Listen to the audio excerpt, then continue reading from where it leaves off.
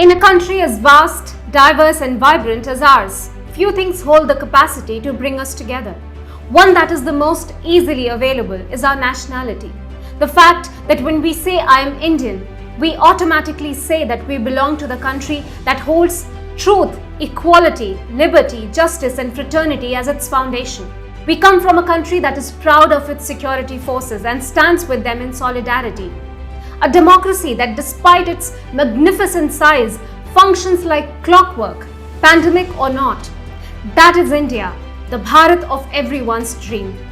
At a time when the country is fighting against the pandemic together, incidents such as those which transpired on the 26th of January 2021, the day on which the Indian Republic celebrated 72 years of its sovereignty, makes every Indian heart weary.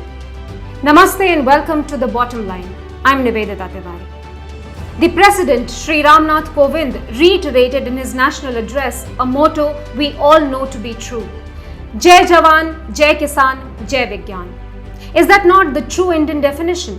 The country's highest currency denomination, the Rs 2000 note, has an image of the Mangalyaan or the Indian Mars Orbiter mission. The note and the image are both testaments to progress, out-of-the-box thinking, and most importantly, success. Has this success invited jealousy of forces which want to destroy this idea of India from within and without? Forces which foment trouble and invite the vultures from outside to feast on a domestic crisis. On one end, as the new Rafale curved upwards faster than the speed of sound, the flag post at the Red Fort curved downwards with the weight of disregard. And the Red Fort stood compromised as lines between real farmers and anarchists blurred. Despite several rounds of talks, Supreme Court intervention, the government's offer to stay the laws for 18 months, trust in the farm leaders that there would be no violence, and an unbelievably tolerant administration which drew on all its reserves of restraint, there was a complete rejection by the farm leaders of any genuine effort to resolve the issue, and which ultimately resulted in violence where hundreds of policemen were injured. How does one open dialogue with a side which wants nothing short of repealing the farm laws? The very reforms which have shown positive results so far, even with minimal implementation. The very reforms which, according to the IMF chief Geeta Gopinath, have the potential to increase farm income. Visuals of the tractor rally showed the Indian national flag flying lower than those of the farmer unions. That was not just surprising, it was disheartening. The violent clashes and a destructive sentiment was worrisome. However, what was truly saddening was the hoisting of religious flags at the Red Fort and the ease with which those climbing atop the mast rejected the tricolour.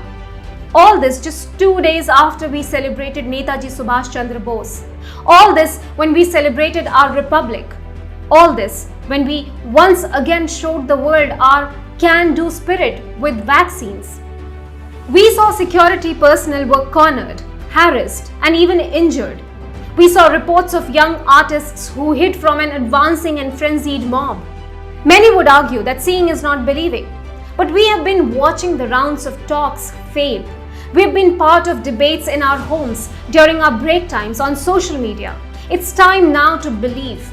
The Indian tricolour, the Ashok Chakra in its centre, represents courage, truth, peace, growth and dharma or duty. None of these values seemingly held any priority amongst the protesters in New Delhi, possibly why the Indian flag did not command their respect. As citizens of a nation, we are a part of its policy decisions, even when they do not impact us directly. What we feel, say and believe in turn plays a pivotal role in directing our sentiments and creating a narrative. A sovereign, socialist, secular and democratic republic provides for the choice to believe and hold opinions, even grudges. In fact, it empowers us to do so. But the same republic also demands some basic protocols and duties. Unflinching loyalty and unshakable faith may be a little too much to ask of an overly woke citizenry, but respect is a bare minimum requirement. When the leaders of an agitation fall prey to external confusion and interference, little remains of the original cause. We saw it happen with the abrogation of Article 370. then again at Shaheen Bagh, and this process of hijack seems to have reared its head amongst those agitating against the new farm laws. It is becoming increasingly hard to form a connection between the protest and the laws now. What happened at the Red Fort can in no way be linked to a lack of confidence in a government policy. That is hallowed ground. Those ramparts have been witness to history, the birth of our nation. What happened there is therefore not just condemnable, but also unbecoming. We are a proud people, but that has always been due to what we have achieved in our lifetimes and the many adverse circumstances we have had to face. An Indian victory at Gaba is not why Mohammad Siraj was emotional during the national anthem.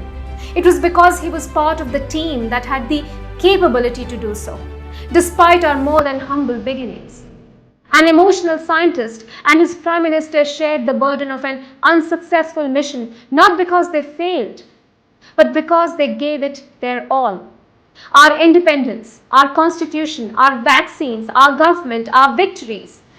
We as Indians give this to ourselves. Let us not give them up so easily, lest we forget the decades, the centuries, and the countless lives that were spent in an effort to get us here. Dhanyavad and Namaste.